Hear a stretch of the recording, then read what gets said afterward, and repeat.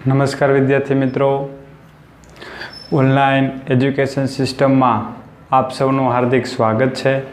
आज आप धोरण 8 नी अंदर गणित विषय अंदर अभ्यास करवाना छीए त्यारे चैप्टर 3 पार्ट 5 नी अंदर अभ्यास करवाना छीए के बहिष्कोण अने बहिष्कोणनी संख्या। तो तमने रकमनी अंदर बहिष्कोण आप्यो होय अने बहिष्कोणनो आपणे संख्या मेळववानी होय तो ते प्रथम पहेला कोईपण खूणो होय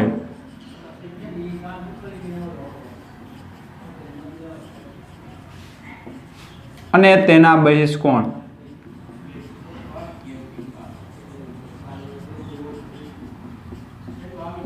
नो सरवाळो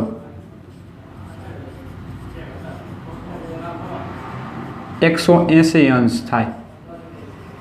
कोईपण खूणो होय, मानी ल्यो आ रीते आ खूणो रह्यो ए अंतःकोण होय,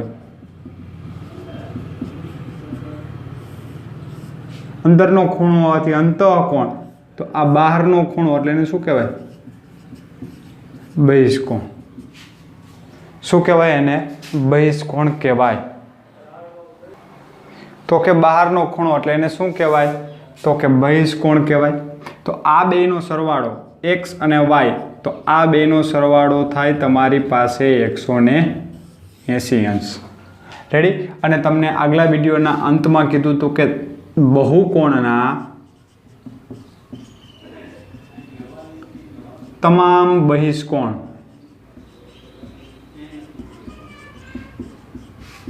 નો સરવાળો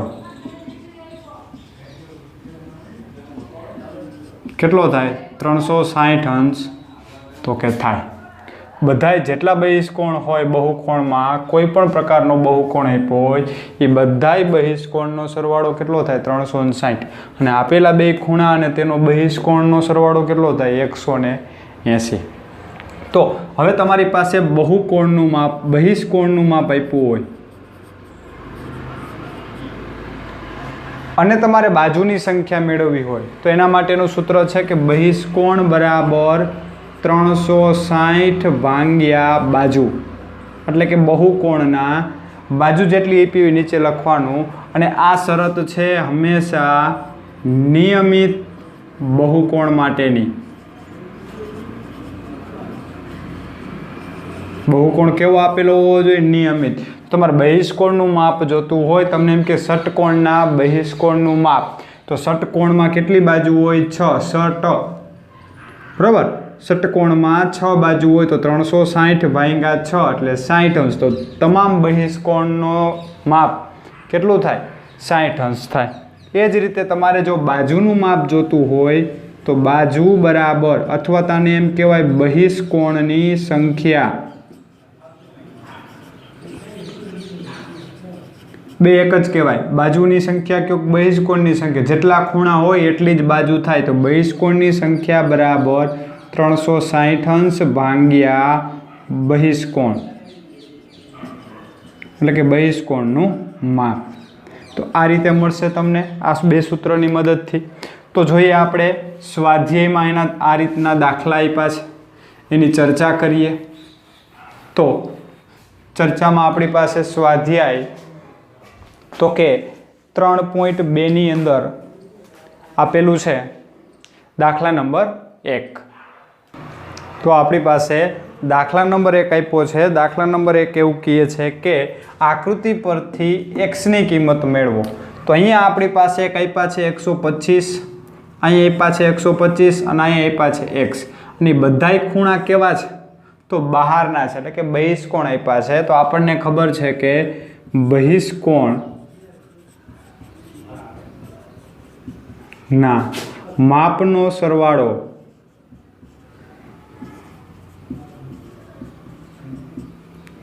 $360 અંશ થાય।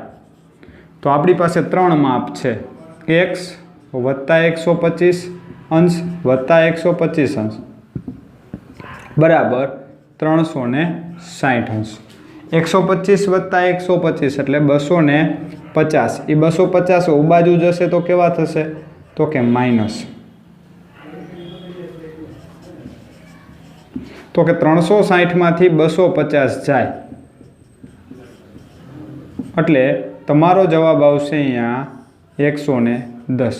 તો x બરાબર જવાબ થઈ જશે તમારો 110. આ અંશમાં જવાબ છે, જ્યારે એમને એમ છે. તમને શેમાં માંગ્યો છે એ પ્રમાણે તમારે એને લખવાના. એવી જ રીતે બાજુમાં 1, 2, 3, 4 અને 5 ખૂણા છે, પણ અહીંયા જો ચોરસ જેવું છે એટલે એને કહેવાય 90 અંશનો ખૂણો. પછી આ 60, વળી અહીં ચોરસ જેવું છે એટલે આ 90નો, વળી 70 અને x. અને બધાય કેવા ખૂણા આપ્યા છે? તો કે બહારના છે. તો અહીંયા પણ તમામ બધા ખૂણાનો સરવાળો કેટલો થાય? 180. તો કે આકૃતિમાં દર્શાવ્યા પ્રમાણે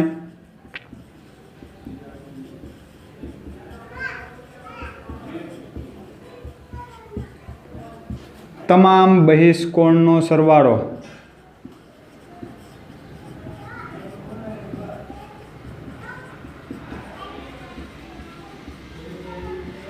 કેટલો થાય?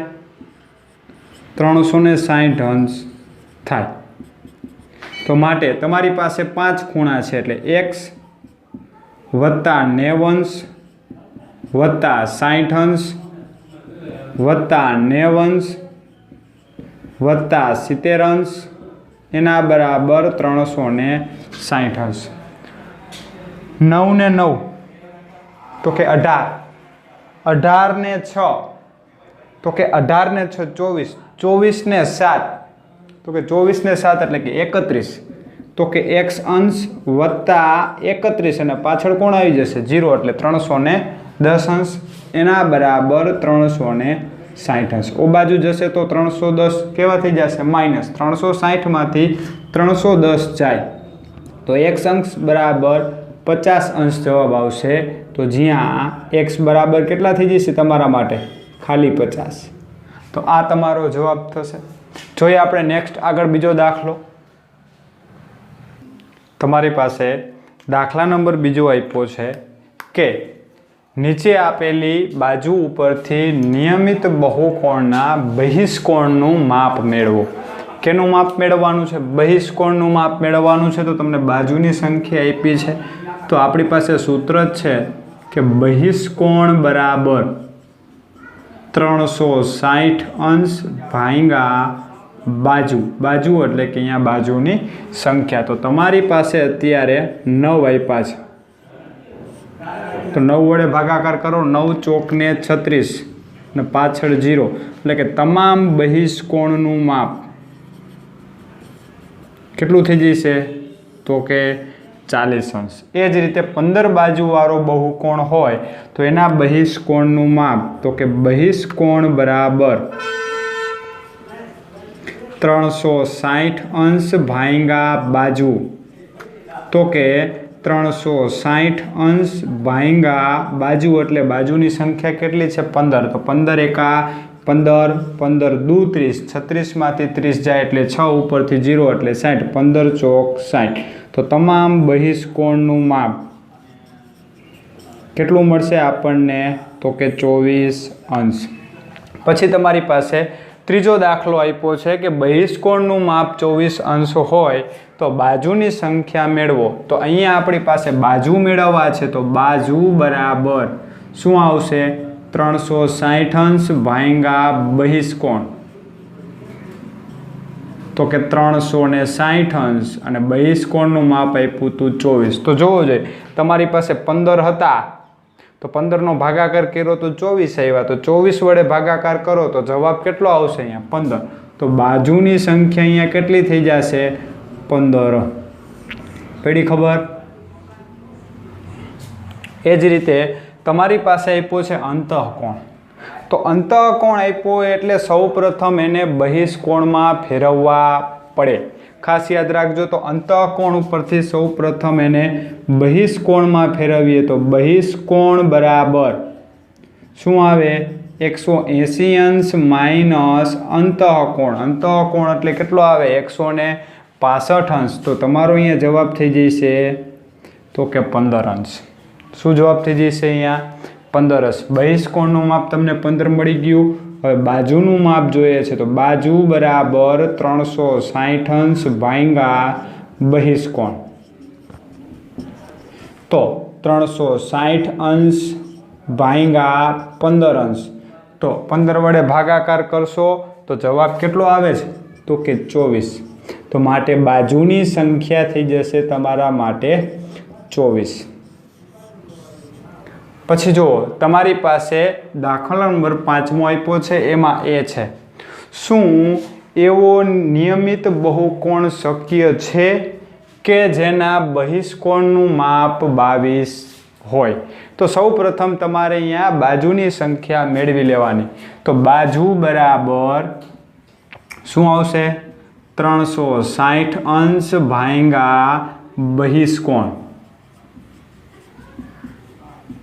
तो 360 अंश भांगा 22 अंश। तो 22 वडे भागाकार करो तो पेला 2 वडे भागाकार थाय 11 दू 22 अहींया 180 दू 360। हवे जो 11 वडे भागाकार करवामां आवे तो 180 नो 11 वडे भागाकार करो तो 11 एका 11 पछी एवा 70 तो 11 छक 66 पछी एवा पॉइंट 70 मांथी 66 जाए एटले 40 70 मांथी 66 जाए एटले 4 पण उपरथी उतारशो एटले केटला आवशे अहींया 0 एटले 40। तो 11 तेरी 33 तो 40 मांथी 33 जाए एटले 7 0 पाछा 11 छक 66 वरी 4 0 तो आम चालिया करशे। तो आ तमने मळी बाजू। तो आपणने खबर छे के कोई वस्तु तमे आकृति दोरो तो बाजुनी संख्या केवी होय फिक्स एटले के पूर्णांक संख्या होय। ज्यारे अहींया केवी आवे छे अपूर्णांक एटले के पॉइंट वाली संख्या एटले ने अपूर्णांक पण कही शकाय टूंकमां। तो के अहींया पूर्णांक संख्या आपेली नथी। तो बाजू ए पूर्णांक संख्या न होवाथी पूर्णांक संख्या न होवाथी आपेलो बहुकोण એટલે કે આપેલ बहुकोण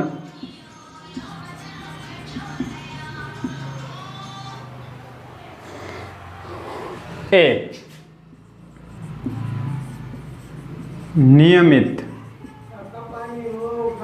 बहुकोण નથી।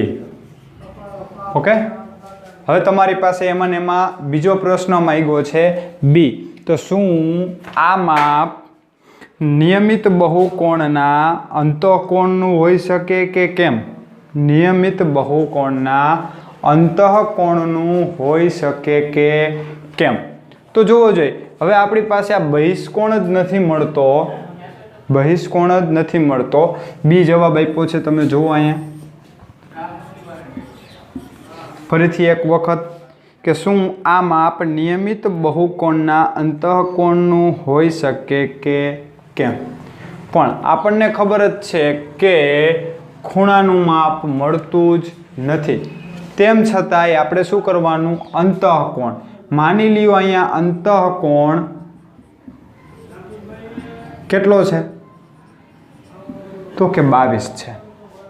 अंतःकोण 22 होय तो बहिष्कोण केटलो थई जशे तो के 180 अंश माइनस 22 अंश। 10 मांथी 2 जाए एटले 8 7 मांथी 2 जाए एटले 5 અને 1 એટલે કેટલા થઈ ગયા 158। પણ હંમેશા યાદ રાખવાનું કે જો બહિષ્કોણ એટલે કે આ બહુકોણ ન બનતો હોય એટલે એનો અંતઃકોણ પણ હોઈ શકે નહીં। અને એ પાછું કેવું કીધું નિયમિત। તો નિયમિત માટે તો શક્યતા જ નથી કારણ કે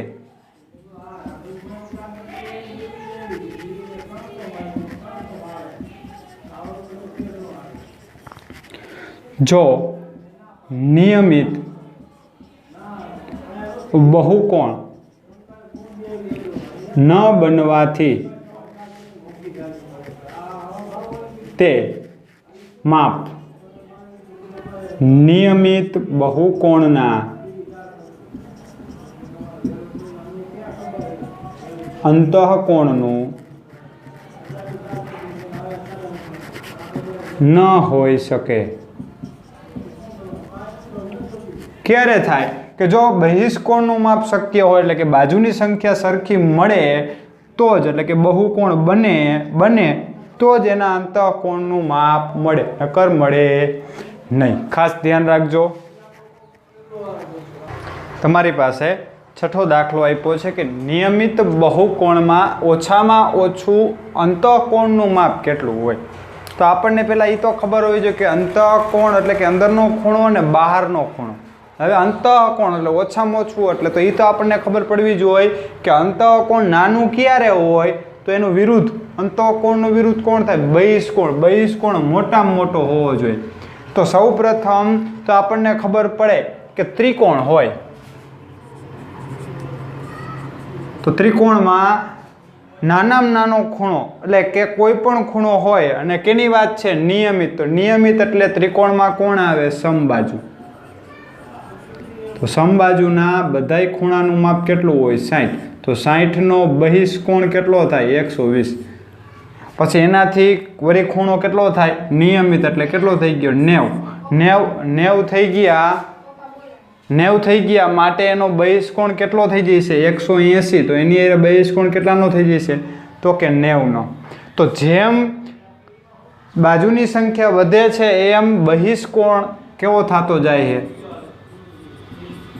તો કે નાનો થાય. બહિષ્કોણ કેવો થાય? નાનો થાય. તો જો બહિષ્કોણ નાનો થતો જાય તો મોટામાં મોટો બહિષ્કોણ એટલે કેટલો? 120. તો એનો અંતઃકોણ કેટલો થાય? 60. તો ઓછામાં ઓછું માપ કેટલું થશે એનું? 60 થશે. તો જોઈએ અહીંયા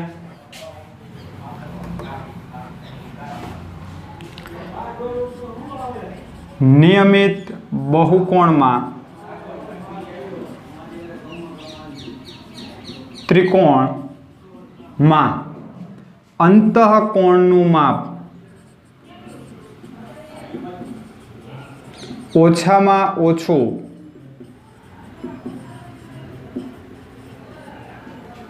60 અંશ થાય.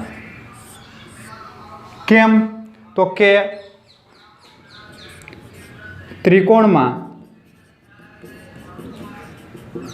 બહિષ્કોણનું માપ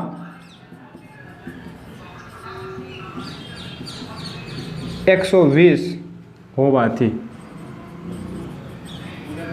તો અંતઃકોણ બરાબર